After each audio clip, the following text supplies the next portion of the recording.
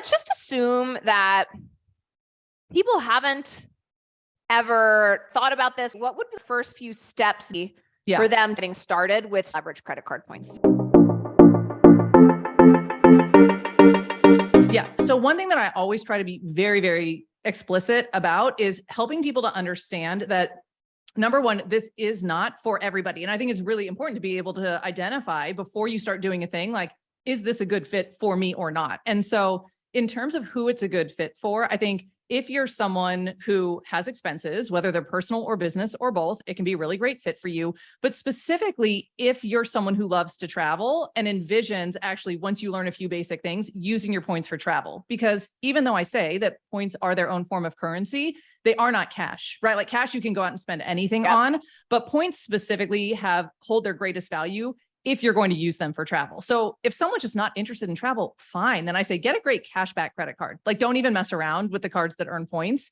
And the second thing is these credit cards, because they do give you rewards in the form of points and miles, the trade-off is that a lot of these rewards credit cards come along with very, very, very high interest rates. And so the number one rule with these is that never get or use a rewards credit card if for whatever reason you cannot pay off that statement in full at the end of the month. And I know there are times where we make strategic investments where we know it's going to take a couple months for us to pay off.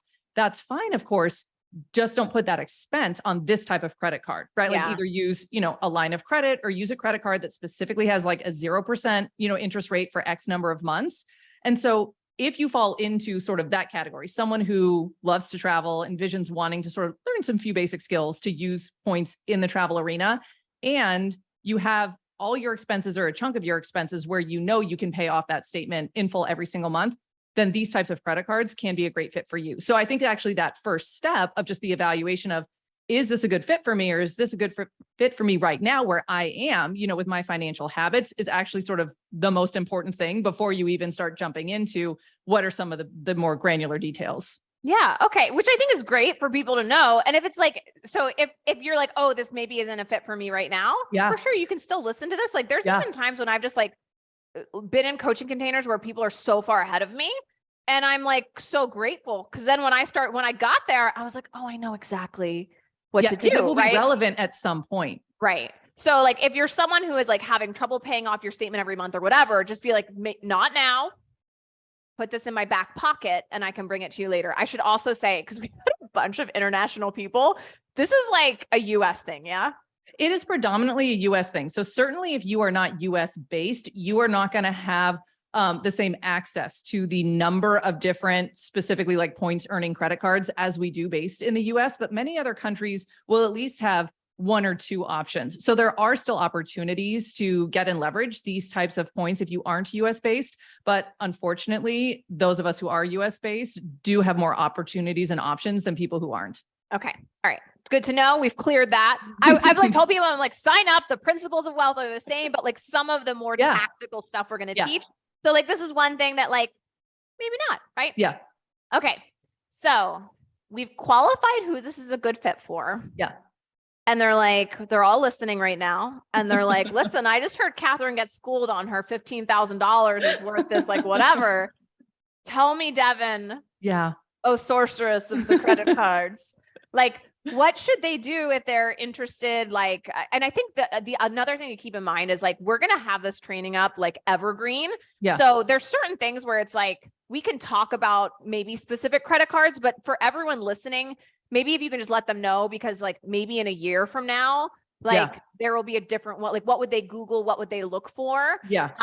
So I feel like that's a good place to go, is like, what might people want to start looking for? Yeah. So for everyone just to understand sort of the basic way this works is that there are a lot of different credit cards that can earn you points or miles. And the basic idea is you get one of these credit cards, like you use it to pay again for the things you have to buy anyway, personal life or business, for your business expenses. And then you get points based on how much you spend, right? And then you use those points and then you can book travel with it. And one of the important things to understand is that a lot of these credit cards, it's not like there's just one, like there's not just one rewards credit card. There's all different versions.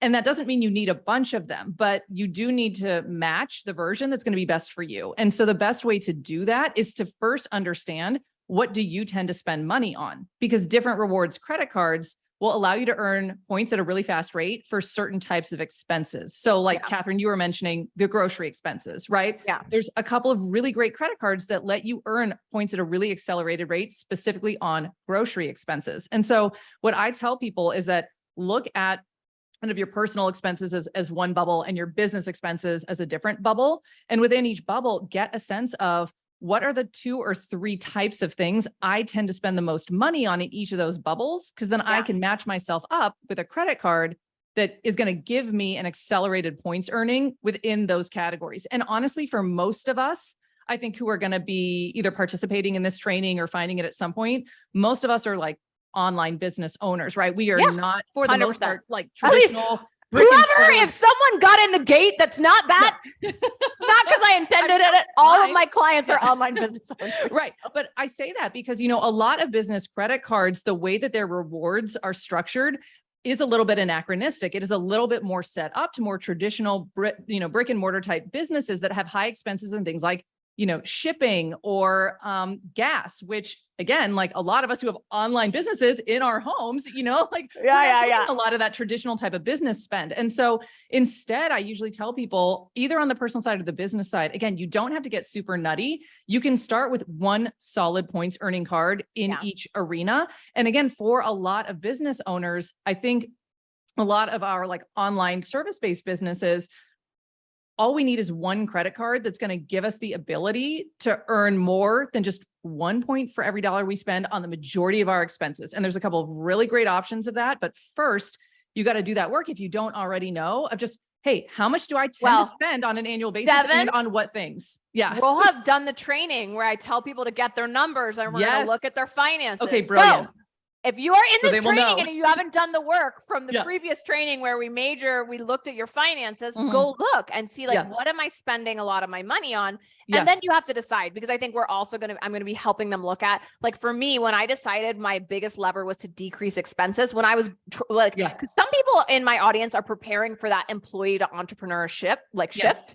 And so or I think even if you're an entrepreneur, but you're getting ready to scale, there's certain points where you're just like, let me just see what my levers are. And so I remember for me, it was like, we were spending so much on eating out and I was like, that would have been shown in my thing, but I'd be like, let's decrease that. Right. So it's sort of like when you look at your financial plan and you see the like things and you're like, no, that I like that. Like, I like that being an expense category. And I like that amount is going there. Then like, you can look at like, okay, we're doing groceries every month. So like, for instance, we have a very specific credit card where we're doing groceries that we use. We have another one that we just primarily use for our, like, just whatever. We use the Chase Sapphire Reserve. Is it still approved?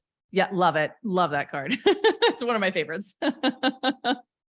So like for all of our personal stuff, we just tend to use the Chase Sapphire Reserve. And then for business, what did you tell me to get? The Amex Platinum? Yeah, I'm sure I told you to get the Amex Platinum. But that's for like how bougie do you have to be?